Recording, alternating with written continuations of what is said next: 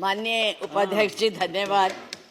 मैं ये राष्ट्रपति के अभिभाषण पर धन्यवाद प्रस्ताव के लिए खड़ी हुई हूँ, पर मुझे समझ नहीं आ रहा कि मैं धन्यवाद किस बात का करूं, कहां से शुरू करूं।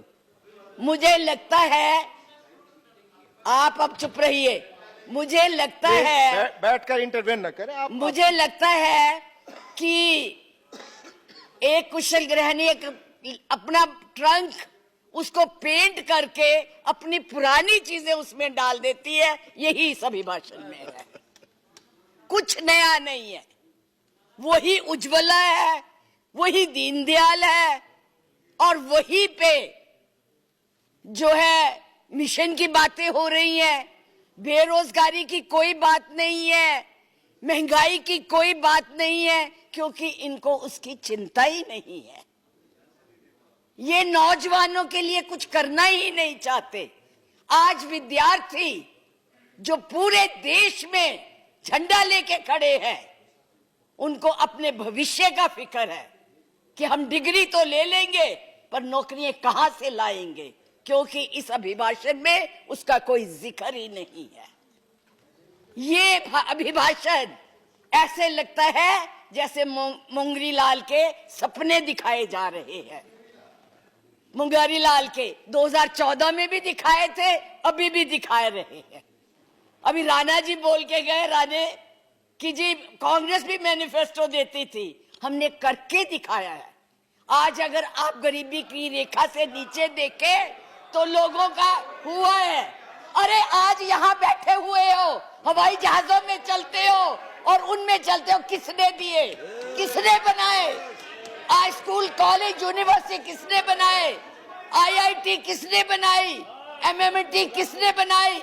जिसमें आज आप दिखाई दे रहे हो। क्या किया है 6 साल में? केवल भारत को तोड़ने की कोशिश की है, भारत को बांटने की कोशिश की है और कुछ नहीं किया है। मास वही करो। आज आप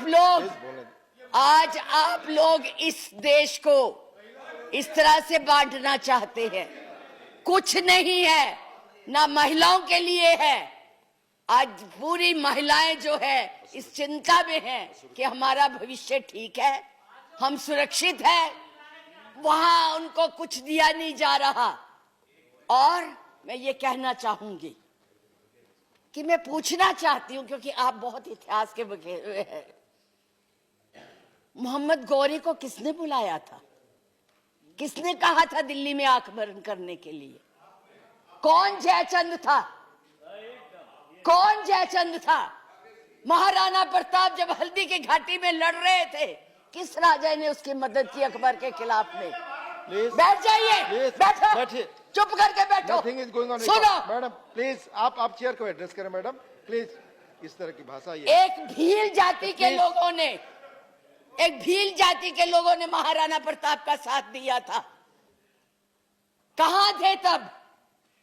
आज बात करते हैं देश को आजाद कराने के लिए अहिंसा का पाठ पढ़ाया।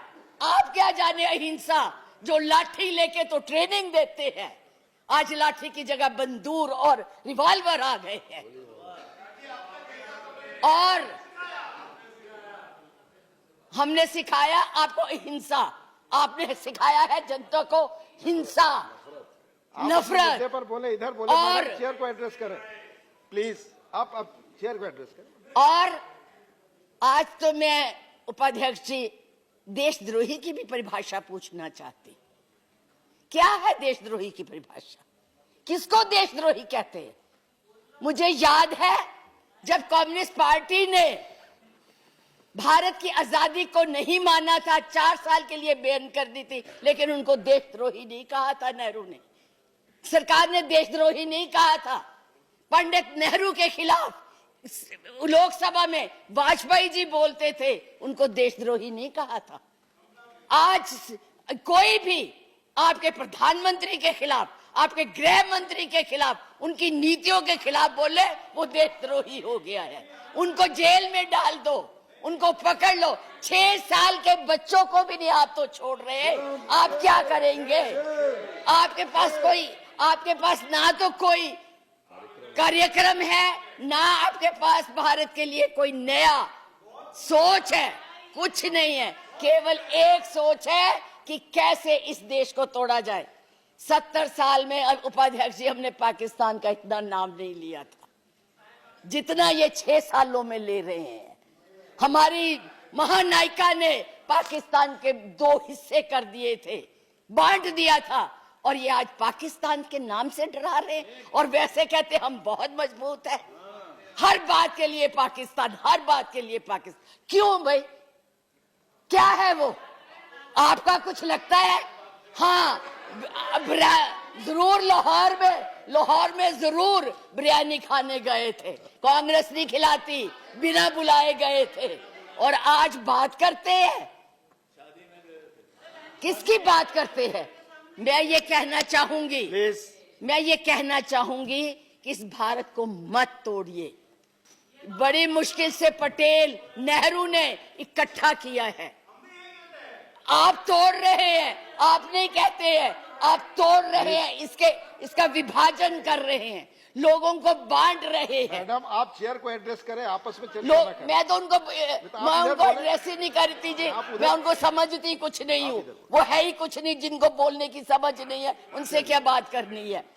मैं तो ये कह रही हूँ कि इस देश को मत बांटिए, इस देश के टुकड़े मत कीजिए, नफरत मत फैलाइए। बहन जी चुप रहिए, अपनी बारी में बोल लेना जो बोलना होगा, अब चुप करके बैठी रहिए प्लीज। अब देश के टुकड़े मत कीजिए। आज जो हम इस स्थिति, आपका इसी सीए ने, आज जो आपका एक ही देश था, पाकिस्तान आपसे नाराज, चाइना आपको कुछ नहीं समझता, नेपाल भी आपसे खफा हो गया है, और बांग्लादेश था जिसको भी आपने इस सीएए से नाराज कर दिया है। आज वो भी सोच रहे, उसके 4 मंत्रियों ने अपना प्रोग्राम कैंसिल किया, एक उसमें कि इस देश में ऐसी बातें हो रही है।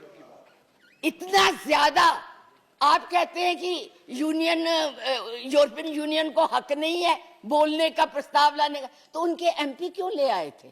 उनको कश्मीर क्यों ले गए थे?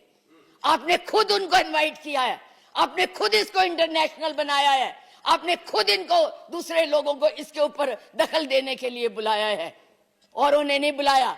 जब तक हमारी सरकारें थी किसी की हिम्मत नहीं पड़ती थी हमारे देश की तरफ देख ले। आप लोगों ने किया है ये सब, अपनी करतूतों को छुपाने के लिए उन लोगों की मदद ले रहे हैं।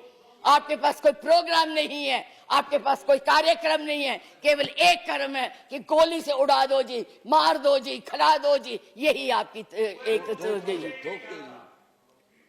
यही आप करने जा रहे हैं। इसलिए मैं आप लोगों से कहती हूं कि इस देश को मत बांटिए, इस देश की एकता को बनाए रखिए। इस देश में जो भी यहाँ है, आज वो सदियों से रह रहे हैं, अभी नहीं आए हैं। अब पाकिस्तान और बांग्लादेश, अरे भाई वो तो है ही इस्लामिक कंट्रीज, उनके बारे में क्या बोलना है?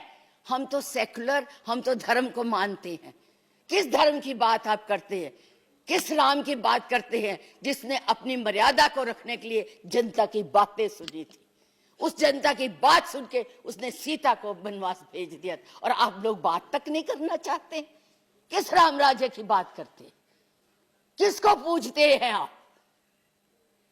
मंदिर बनाइए, जरूर बनाइए, लेकिन उनके आदर्शों को भी मानिए, उनकी बताई हुई बातों को भी मानिए।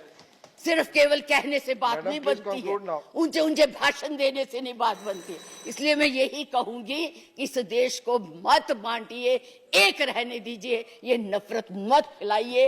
ये आपके लिए भी और हमारे लिए भी बहुत धन्यवाद।